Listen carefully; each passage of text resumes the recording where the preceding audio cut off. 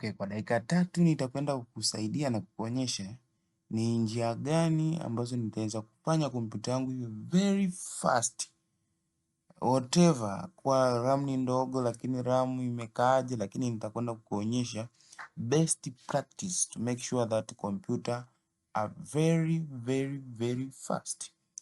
Okay, utashika window icon plus R, then utatype unachokiandika %temp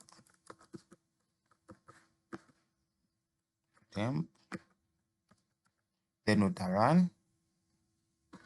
Baada ya hapo utaona tempo folders a lot of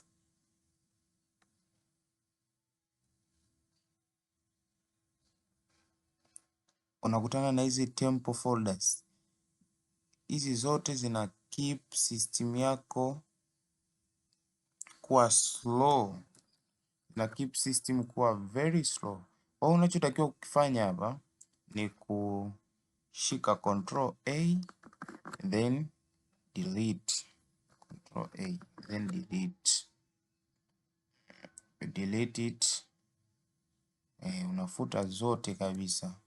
Utakayoona imekuandikia fail to delete means bado inatumika, ni current ya hizi tabu ambazo tumezifungua hapa chini.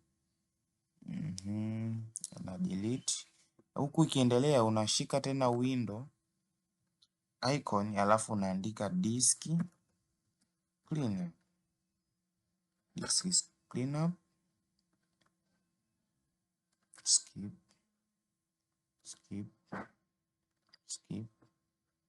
Do this for all. Skip. Do this. Okay. Utaselect C kwa sababu C ndo ina run window. Utaklik hiyo, ina scan for tempo files.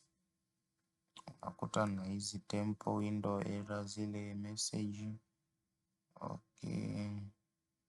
Baada ya hapo ni GB moja toto, unabonyeza okay, delete permanent.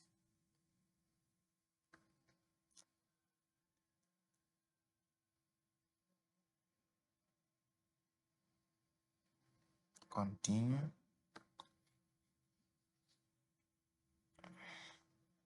Na unahakikisha zote umezifuta ili kompyuta yako iwe fast. Hizi ambazo unaona kwenye tempo folder zimegoma kuondoka, maanake zipo current used.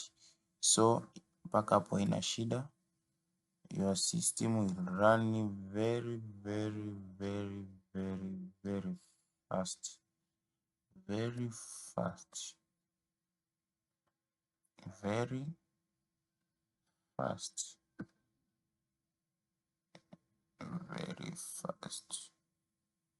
Okay. For tips kama hizi, please subscribe.